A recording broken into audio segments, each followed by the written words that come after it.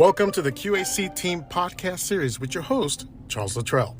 Our series features leaders and business owners in your community discussing the customer experience, employee satisfaction, and performance improvement. Our series will help share strategic ideas for coaching and mentoring through mystery shopping in a post-pandemic economy. And now here's your host, Charles Luttrell.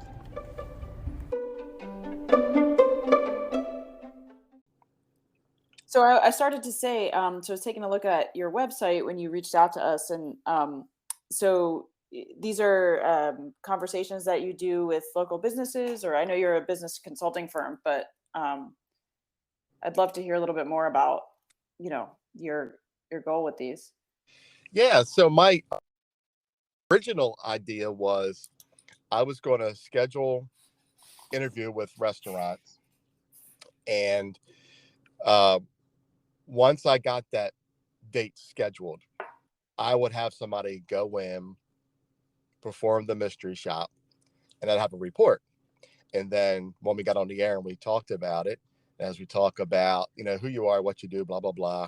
And then at the end of the interview, I would mention, oh, well, hey, I was in your restaurant and I happened to perform a mystery shop. Do you want to hear it now, or do you want to talk about it, on air or off air, something to be cool, something really neat. And that kind of turned into, because these interviews just started coming and I just got really overwhelmed, and I didn't have time to get people in there before the interview. So it just kind of veered off to the left of just the interviews. So what I like to do with these is it's like free advertising for you. So we talk about, I got these 5 questions that we talk about, and I post them up and they're firing off, man. It's like people are listening to these things pretty heavily now. So I'm getting some traction with these podcasts. Yeah, that's great. That's great. Yeah. I mean, Yeah, so that was my ultimate goal was, because I'm all about, I want to help businesses grow and, help get employees and employee retention and, all about, the coaching and the mentoring to make these businesses thrive. That's my goal, mm-hmm. No, that's great. Well, that's very necessary. I mean, always has been, but especially now, Right. Yep. That was my goal. So it's kind of, I got my friend Juan and I, who does my opening and closing, and he's a trainer.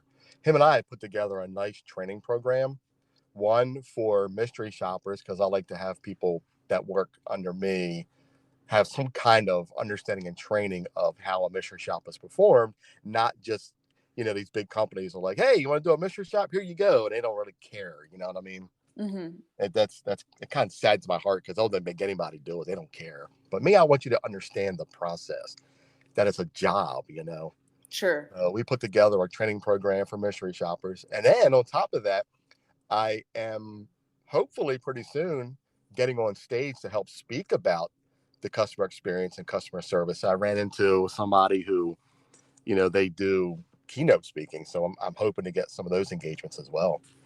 So Okay, gotcha. I'm getting pretty far. Yeah, that's great. You So know? is your background in customer service, and then you're just like passionate about helping small businesses? Or I'm just curious, part of I know I'm kind of flipping the script, but I'm always curious as to how people end up where they are. Yeah. I worked for Comcast. I was a call center supervisor, 16 years. And I had the top record of getting people promoted through the company. So I realized I got something here. People are like, why don't you be a motivational speaker? I said, because I don't like that. Yeah, sure. Yeah. So back in 2008 to 2012, I started a mystery shopping company on my own called Constant Change Consulting. I ran it for 5 years, really successful. I was good at it. I had clients all up and down the East Coast and in Texas. So I was doing really good. I was married, got divorced. She wanted 50% of the business, and I said no, shut it down. Mm-hmm. Right. Mm-hmm. And when my divorce came, I got 50-50 custody of my kids. I have 2 girls, love them to death. And I have been doing Uber and Lyft for 7 years. That's given me the flexibility to be with my kids, since I have 50-50 custody. And now that my kids have gotten older, they're 14 and 19, they're we're pretty self-sufficient now. They don't need me as much. And I got my mystery shopping company back together. Obviously, I'm using a different name now. I'm on to a different, path with the mystery shopping. And that's when I created Q.A.C team. So I just started in October is when I really started getting traction with this. So it's really new and I'm getting back into it and things are going good. Well, that's great. That's awesome. Yeah. Yeah, it So seems that's my like story. that's great. No, Yeah. I appreciate you sharing it. I mean, Yeah. obviously, it's a time that a lot of people are. You've been doing it for a long time. We've been doing it for a relatively long time, but a lot of people are reconsidering the traditional path towards making a living. Yeah. Trying to combine obviously things you're passionate about and good at, but also provide that flexibility. Yeah. So Absolutely. Yep. And Uber and Lyft have been really good to me for the past 7 years. And I'm just above it now. I'm ready to get back into what I'm passionate about. And that's coaching, training, mentoring, and really helping businesses. And restaurants are my target market okay. because they need the help the most, with the quiet quitting and, the great resignation of 21, they're hurting. And Hmm. that's where I'm at. So, and Yeah, I can do any business, but I'm near and dear to my heart is restaurants. sure. So exactly. Sorry, enough about me. Yeah. No, well, we're grateful. Let's see. Yeah, let's have a chat. This Yeah. should be fun. So, and if you don't mind, I want to keep this podcast opening the way it is because my buddy Juan who does the training, he's been on me to tell my story. He says you got to tell your story, and I'm like, I don't think people want to hear that. He's like, but they do, and I'm like, I don't know if I want to share it. But you brought it out. You made me do it. Well, there you go. Take that. So let's. No, it's good to contextualize the conversation. I feel like the best podcasts are the ones where there is a little bit of a back and forth, Yeah. without like you're listening in on a conversation rather than having a straight interview. So Right. happy to ask, and I'm glad it worked out. Yeah, appreciate it. So I'll tell you what, I got my 5 questions here. Let's go ahead and get started with you. Tell Sure. us about who you are and what you do. Absolutely. I am Michelle Bond. I am one of the co-owners and co-founders of Bottoms Up Bagels, which is a Baltimore-based bagel shop. We started in 2015 here as a pop-up based business. Started on Small Business Saturday at the Waverly Farmers Market up in the northern part of the city. Put out a shingle, so to speak. We had been in Baltimore for, at that point, about 10 years, originally from New Jersey, and in search of a good bagel. Had prior careers, both of us, and we had been in enough breakfast meetings where a tray of bagels was brought in and heartily started a debate about whether they were good, where they were from. Oh, you can't get good bagels. Where are the best? And so we anecdotally knew there was a market niche here, and then had been making them in our home and for friends and parties and stuff like that. And decided, I was going through a job transition. And so in 2015, decided to put it out there and see if our hunch was right. And it was. We've been going ever since. Opened a brick and mortar in 2020 during COVID. And, as you said in your opening, I mean, lots of market forces uh, made that a lot challenging. We had a good response from the community. But when our lease came up for renewal this past summer, we decided to look elsewhere for a better fit for the business, a different location, and, try to regroup because, we really believe Bottoms Up Bagels is here for the long term, but Uh-huh. we just needed to make some changes and do some looking at our operations and lift our heads up a little bit after so many years of grinding to see how we could make this the most sustainable, successful business it can be. So Right. that's in a nutshell where Yeah, we are. absolutely. Yeah, absolutely. So why did you decide to be a business owner? um that's a great that's a question. It's a loaded question, It isn't is a it? loaded question. It's a very simple one, but I think, like most people, I had been Well, there's the part that there's the market need, right? So the need for a good bagel was real. I had missed that from my days in New Jersey. My partner, also from New Jersey, had missed those like easy, quick, filling breakfast options. But not only from the food standpoint, also from the just like community interaction standpoint. You know, the Hmm. bagel shop was always the place where the teacher, the construction person, the banker, you know, everybody was in the same place, you know, in that morning rush, getting the same type of breakfast, even though they could customize it however they wanted to get their day started. And that idea of fueling people in that way was really appealing to us, especially because my background was in community development and training work. Hmm.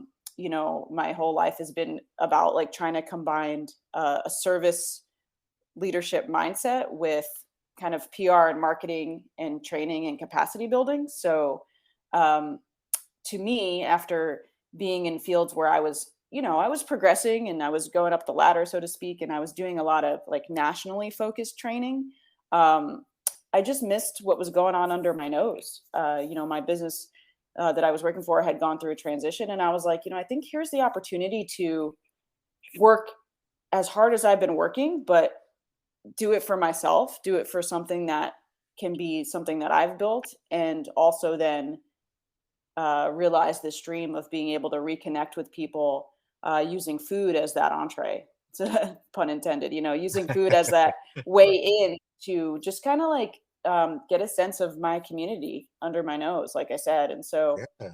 we started like, you know, in the neighborhood where we've been for almost 20 years, and we've grown. We did pop-ups all over the city and all over the region, and now we do them on a national level. But you know, our shop was right down the road here in Waverly, and it's always been important to use food as a way to also like strengthen communities. Hmm. So for me, the business owner piece was in part because I always had that passion, and that's what my, you know, kind of background was in. Hmm. Um, but also that I think, like many business owners, the desire to, if I'm putting in long hours anyway, like maybe they can be for something that, you know, I've created and I've built and that I can kind of set the vision for. So Yeah, those absolutely. those two aspects kind of came together. Right. And I like you mentioned about, do it through food. And, the best way to anybody's heart, I think, is food. That can bring anybody together. If you got a good plate of food, everybody's there.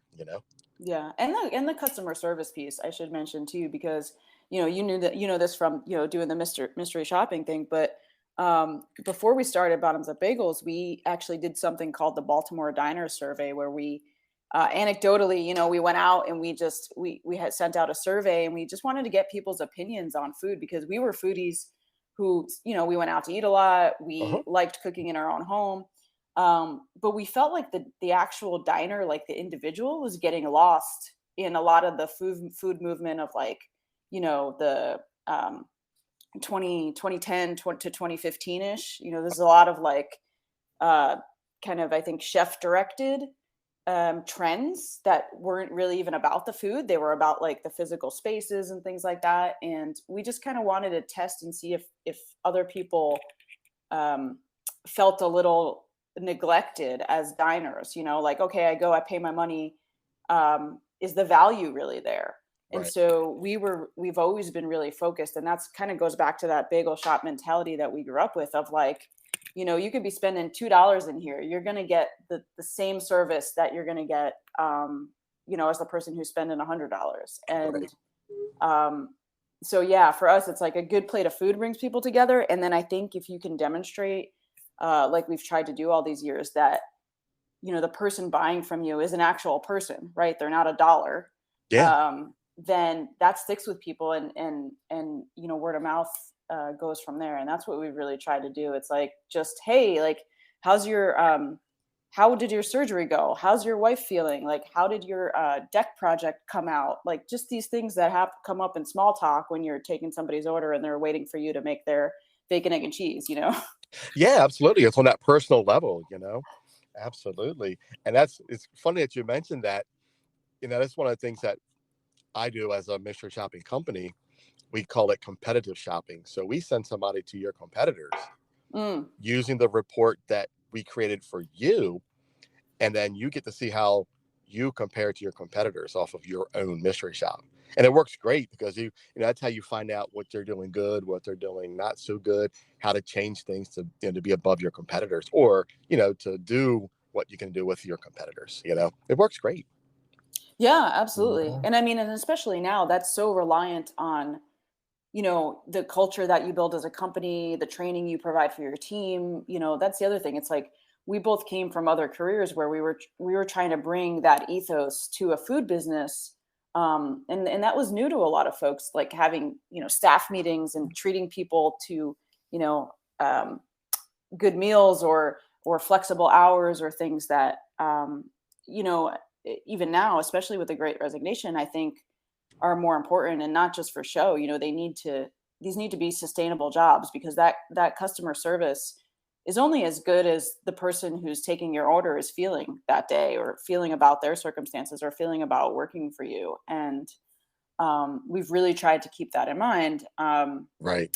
in a business that's really hard, that's physically demanding, that takes a lot of hours. It's taken a lot of our lives for the last almost decade, so Right. um, you're right, though. Doing those competitor reports, I think, is a nice way of shining the light on what are the similarities, and then what are the ways you can stand out. Right. And it also what gets lost is the fact that a lot of people, they feel like they look at it as big brothers watching, versus the way I handle it. You look at it as it's a tool to really help people and incentivize them to want to do a good job, Mm-hmm. and that's what I think, because you hit on it. Customer service is so important right now. That'll set you apart from everybody else. And Yeah. And oh, sorry, go ahead. no, that's okay. I was just rambling on, following Well, your lead. you talk about your passion with restaurants. I think it's so necessary, because we're in a unique situation where the customer service is huge. It's like Yeah. you said, it's like the make or break in a lot of ways. And yet, historically, this industry hasn't paid very well. It hasn't had reasonable expectations of its team members. It hasn't had flexibility in schedules. Um, Yeah, and and you hit on that, because that's what started the quiet quitting and the Great Resignation. People just got fed up. yeah, They're like, we're tired of being mistreated. Let's do something about it, right? yeah, it's true. But the flip Yeah. side of that is that, the margins in this industry are super tiny, and it has a history of doing things a certain way that I think is shifting. We've certainly tried to do that, but then the reality is, a lot of times that's been predicated on us, as the owners, working 100+ hours a week. And I know um, that's not rare, and Yeah. so how do you meet this moment where you've got people who are trying to do the right thing, who are, working their butts off, trying to bring people along, and then you have the customer aspect, which, like, I mean, our customers are great, but sometimes you get the ones that are, you know less great. That And is so it true. taxes your team too, so you're also trying to protect Yeah. them from that and be reasonable. And I would Yes. say we're fortunate locally in that a lot of people in Baltimore get that kind of codependent relationship with their small businesses and their Right. small food businesses, and they really try to they really know that their showing up makes a difference. Yeah. And so, I think if we work to then, just get better, get better landlords, get better agreements with the long term kind of like systemic pieces for businesses, uh, they can be set up for success, because it's not only on the customer. The customer plays a big part of it, but there's all these other Mhm. things going on in the background that, we as businesses need to be mindful of, to create that good environment for our team, and to create these as jobs that are not just gig jobs, but are, as can still be careers for people. Right. Absolutely. So we kind of talked about um, your industry and some of the challenges that you face. There's questions we're going to be next, Hmm. but I think I want to shift to how you make your bagels. I noticed you don't do the normal process. Is that correct? Define normal. Uh, well, I don't. I'm not a bagel expert, Hmm. but you say on your website, bagels. Yes, we boil them. Is that Hmm. normal? It is traditional Okay. in terms of bagel making. So, Nice. but it is old school, and that's happening less and less now. I mean, even when we go back to Jersey or even New York City, sometimes, Uh-huh. especially as you get into mass production, which is necessary to grow and to scale. Some of those methods change a little bit. So, Ah. yeah, you've seen we really have hung our hat on being kind of this small batch. Boiling bagels gives them that crunchiness, that chewiness, that Mm-hmm. texture that I think people identify with old school bagels, especially maybe not, supermarket bagels, but people who have and like our products tend to have either had them, in the New York area or had an old Jewish bakery that they've gone to where they really are that chewy kind of give your jaw a little bit of workout. They're not going to last for a week on your counter. You really need to eat them and enjoy them or freeze them, because Within a day or two, right? there's no preservatives and they've been made from scratch, usually, within 24 hours of when they're being served. So yeah, so in terms of that, we are traditional in that way. That's great. And that's people who know bagels will tell you that a real bagel is boiled. Like if you don't boil it, then they don't consider it a bagel. But Yeah. modern technology and has changed that a little bit, where steam and things are giving maybe the effect of that, but Uh-huh. maybe that step is skipped. If you're making bagels on a huge scale. Right. So that means if I eat your bagel versus one of these store-bought bagels that's in a plastic bag, I'm gonna know the difference. Oh yeah. Oh Yeah. yeah. And you might not like it, to be frank. I mean, some Wow. people are like, "Oh, that's different." You That's took the word not out. I was gonna say different, right? that's not for me because it's either too hard, like it's too much of some people don't want to give their jaw a workout. Yeah. um Gotcha. but Okay. if you think about it, think about like a loaf of bread, um you know in a plastic bag versus maybe like a baguette or something that you get. There's Mhm. like that, you're tearing that bread apart and you're getting that like crunch on the outside and that chew in the inside and maybe some airiness. Mhm. um Whereas you're not going to necessarily get that from something that's been manufactured and put in a bag and has a very long list of ingredients meant to keep it shelf stable. I mean, Right. and Right. that's understandable depending Sure. on what your goal is. Absolutely. So yeah, that's the key right there. That's what's your goal exactly. If you're mass producing them and you get them out there, you got all these, additives you're putting into them. That's your kind of bagel. Go for it. You know. But if you're doing what you're doing, I can't wait to taste them. Yeah, yeah, absolutely. It's certainly a labor of love. It is labor. And I think, Yeah. that's the thing you realize. It's like as you try to scale, how do you preserve the pieces of your process that make you unique and that not only increase the quality, but you know, are the differentiator for you. And where can you increase your efficiencies and where can you help out, your team who's working long hours and lifting, you know, Yeah. pounds and pounds of bagel dough all the time and stuff like that. So Right. Absolutely. Now, are you just a pop up now, or are you a brick and mortar? right. So we're in transition. We, as I said, we got to the brick and mortar, and then our lease was up for renewal this past summer of 2022, and we decided to not renew the lease for lots of the factors we've talked about. Staffing help, the economy, and uncertainty. We weren't able to get to a place where we wanted to get to with our landlords, and so we Yeah. decided, what, here's a time to like take a beat and look at this business and try to make it more sustainable for the longer term. We knew, I think, if we signed on for another multi-year lease doing things exactly the way that we were doing them, Mhm. I don't know if we would have made it, you know. Yeah. Yeah. Yeah. And so that's a hard, I mean, hard, incredibly hard truth, which I can speak matter of factly about now, but certainly was a tough pill to swallow. Yeah. But long story short, we are now doing pop-ups mostly outside of the Baltimore area. We started something called the Bub Roadshow in 2019 while we were also operating here as a way to look at expansion opportunities, test new markets, give the team a chance to, see a different place, get to learn about different communities. And so when we realized we were going to be having this transition earlier this summer, we were like, okay, well, let's still do that. Let's keep the roadshow going, while we also look for a new location that's going to be the permanent home for Bottoms Up Bagels. So right now, folks can get us at pop-ups, in different locations. And then we're also trying to, of course, like find partners locally where we can, either have a spot here more permanently, or certainly in the middle of the process, in between the road gigs, be able to have offerings for our loyal Baltimore customers as well. Right. So how does the roadshow work? Is it a like a food truck, or do you go into different places, kitchens?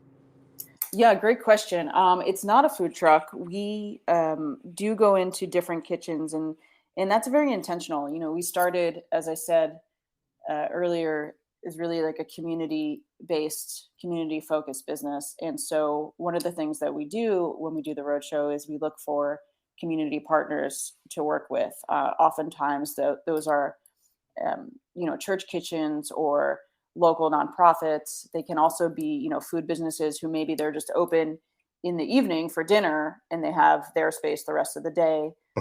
So we can do their breakfast service.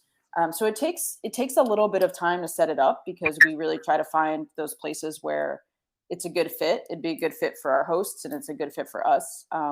For example, the one we just did in Frederick, Maryland, a little bit farther out west, was with a YMCA. We used their kitchen and we sold out of their space. And then, obviously then we were contributing back in the form of a donation to that organization. And so for us, that's the best scenario, because we've done it in upstate New York where we did all the baking at a church and then we sold in a storefront that hadn't been activated. So it was a way to both support that church and then also bring some activity to the main street in that area. That's a great concept, isn't it? I like that. Yeah. Thank you. Yeah. I mean, so it is definitely a lot more work than rolling up in a food truck, which no disrespect to people with food trucks, because I know that is not a glamorous life. Right. But it does yield, what we found is it yields obviously more of a connection with that community. It gives us a better sense of, is it a good fit for us? And do people want our products? It's okay if they don't, but you get a chance to really kind of set the groundwork for that even before you've tried to sell your first bagel. Right. And I think that's cool, because I always wanted to find a way to give back to communities and get involved, and I would like to keep in touch with you and work with you and how I can help. Oh, that would be great. Well, yeah, because I live in Harford County, and there's so many places up here that we could do that. That would be great. Yeah, definitely. We should talk about that, because it's really humbling to I don't know, not even just humbling. I think it's like I said, my background is in community development. Right. Our co-founder has come from very modest means as well, and I think it's there are a couple ways to give back, right? You can be very, very profitable and donate a lot of money and resources to people who need them, and that's incredible. When you don't have as many resources to donate, I think you have to be more intentional, and try to form relationships and co-create or co-support with other entities wherever you are. And I think Baltimore is really good at that from a small business ecosystem, collaboration, co-promotion and all that kind of stuff. But you also need systemic, city support for that. And so one of the things that we're looking for wherever we go is that kind of triangulation of support and opportunity for us to contribute as well. So now, is it possible to do like a hands-on seminar, like with kids or something, like how to make your own bagel? And is that something that you can do, or? Yeah, you can do parts of it. Frankly, that's one thing that we talked about with the YMCA too, is like, the whole process start to finish. I think is going to be a lot for the attention span of kids, but you can certainly, do it like it's done on TV. You can like make some dough, let it proof, and then have, we just actually did this with some friends of ours over Thanksgiving with their kids, like where, you know, they do, they add the ingredients, they make the dough on a very small batch.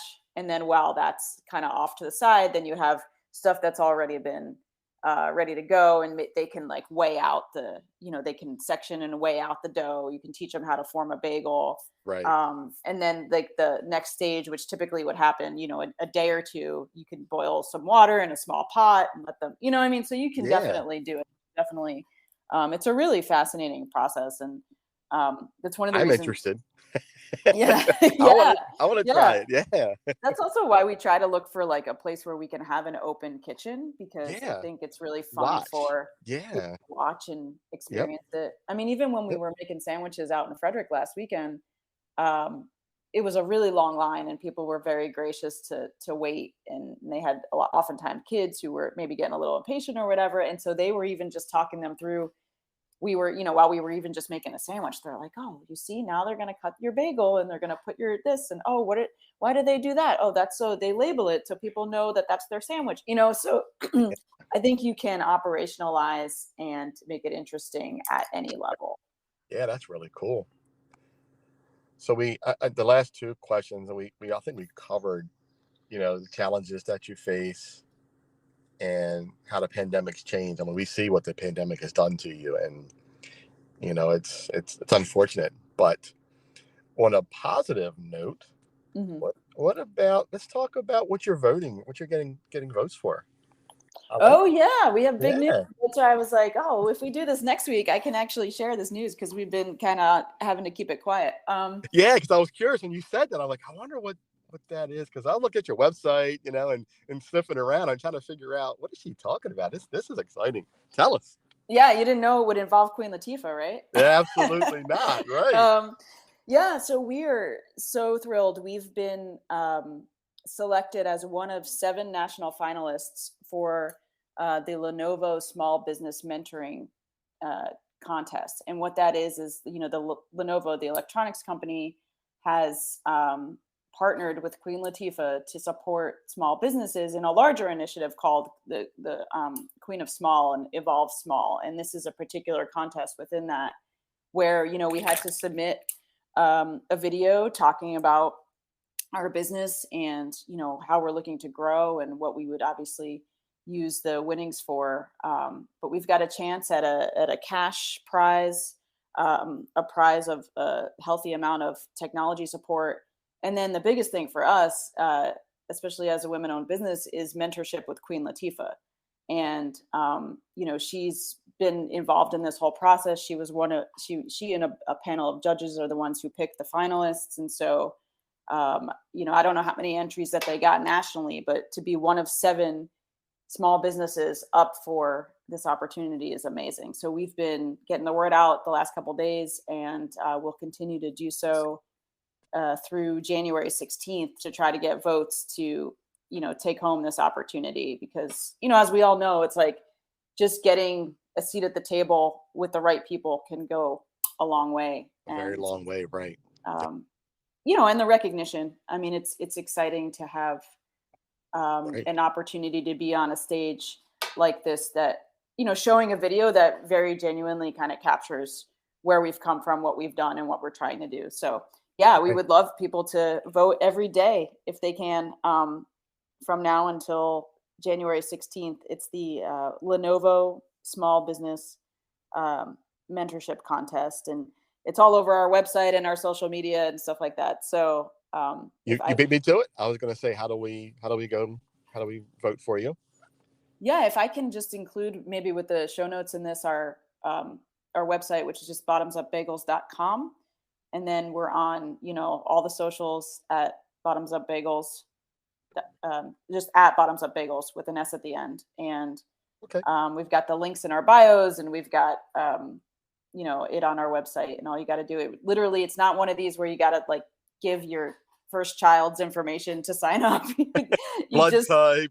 Yeah, you just literally click it, put your email in, confirm your vote, and you're done. It takes like 2 seconds. So awesome. What I'll do in the show notes, I'll put the Bottoms Up Bagel website and the Vote Now link in there, so they'll just be able to click right on either one. Oh, that's super. Yeah, we Yeah, appreciate it. And just spread yeah, the word. I mean, we've gotten a great response. I mean, our community is amazing. They've just been so supportive and excited for us. And yeah, we would love to make everybody proud and bring it home. yeah, absolutely. I'm looking at it. I was looking at the vote now and looked at all the 7 finalists, and it's a good mix, isn't it? It really is. Yeah, and there's some really strong arguments. People doing great work, from like eye care to fitness to education, and Yeah, so to be in that mix is it's really an honor, and yeah, we're excited to be a part of it. absolutely. And we can vote daily, right? You can vote daily. Yep, with a unique email. So if you have multiple emails, you can also go that route. But I won't say that you can make up email addresses, but that might be an option. Yeah, I think it's they've been clear about in the guidelines that, we won't necessarily be able to see real time, oh, who's got this many votes or whatever. So it's good Right. because it encourages us to just keep pedal to the metal and try to Yep. remind folks. It's during the holidays, so it's tough. People are all over the place, but Right. But it's maybe. good till January 16th, so that's a good thing. So after the holidays and the new year rings in, you'll still have 15 days, past that to, really hit this thing and get some votes out there. No, that's right. And Yeah. I'm pestering my family. Set a timer, set an alarm, remind yourself every day, so Every day. yeah. Right. Well, you got it. You got our votes, and we will definitely keep us on my radar to vote daily for you. Thank you so much. Yeah, I Absolutely. I appreciate love it. your help getting the word out. And Yeah, and absolutely. And everybody listen to the podcast, hey, go vote. We got to the 16th, you know. yeah, absolutely. And I mean, we're the only business in Maryland. I think there's a couple of businesses in the running that are on the East Coast as well, but it's pretty good, you know, range of people all over the country. So we would love to represent if we can. Right. Absolutely. All right. So let's sum up this wonderful interview here. Your last thoughts. What do you have for us? Oh gosh. Yeah, I think this is a really unique time in the world. I mean, I know we're talking about post COVID, but we're all still feeling the effects of COVID. And I think it's important that we continue to support one another. We continue to support small businesses. And sometimes that just means like, understanding that they have to go through changes to come out the other side. We've been Right. lucky in that way, as much as, we want to meet the demand of people for our product. We know we need to be healthy people, and we know we need to have a healthy business to do it. And I think sometimes, we talk about business like with a big B, kind of like the Amazons of the world, but there's so many small businesses working really hard to make not only their dreams work, but also, fill a need in a community. Um, and it's a tough go. And I'm thankful for the community that we've got and the other Yeah. businesses who are still out there hustling every single day. And I think, just continue to work together to try to meet whatever the need is that's coming down the pike. I think one thing that's clear to me right now is that there's still so much uncertainty. And, Right. there was never certainty, right? That's the thing we're also waking up to. We had this illusion that there was, but Right. it's Yep. hard to plan for that, just like it's You hard to know, plan in your own family. yep. And that, And you said it the best, because that's why I'm doing what I'm doing, because I want to help small businesses. These corporations, they got the greed going, and I know, I don't mean no harm to, corporations, but small business is what makes this go round, you know?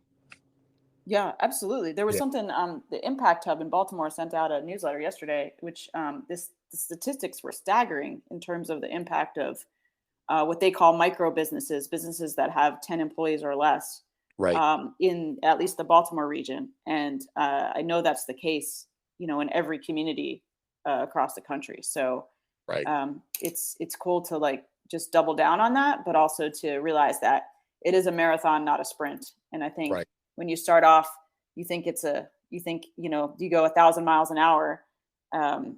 You might need to retool at some point. And I Absolutely. think that, Shifting gears. Right. Right.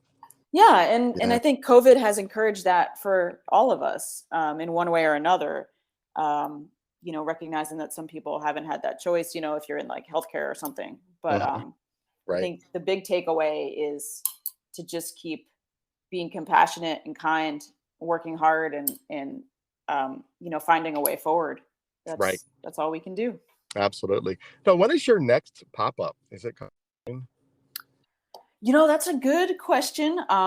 Full transparency, it's not on the schedule yet. We have a couple things in the mix that we're looking at, both a little bit a ways away from here and hopefully in the area for the early part of next year.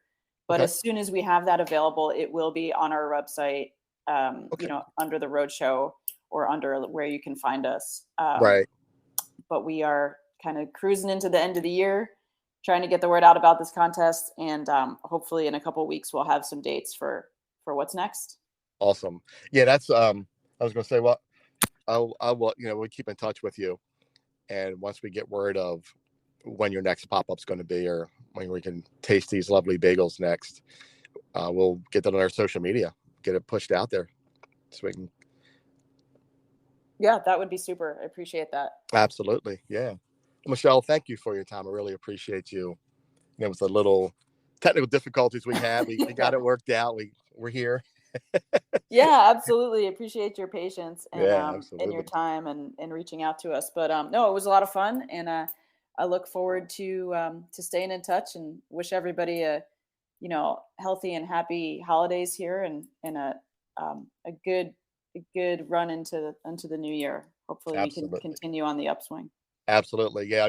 Small businesses got to stick together, and we'll come out better on the other end. This post COVID, we're gonna be all right. We're gonna make it, you know, and we're gonna sustain. So, Absolutely. yep. Michelle, enjoy the rest of your day. Thank you so much again for coming on and sharing your story and getting me to share mine. Yeah, yeah, I absolutely. appreciate it. And All enjoy the right. rest of your day and have a great holiday. Okay. And a good new year. Yep, you too. Thanks We'll so talk much, soon. Charles. All right. Absolutely. Bye. Bye.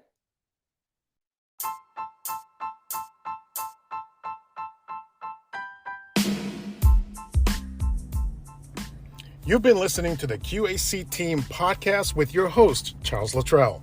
Today, we took you beyond the restaurant table and into the kitchen with leaders and business owners in your community. For more information, visit us at QACteam.com or Facebook and Instagram at QAC.team. Thanks for listening.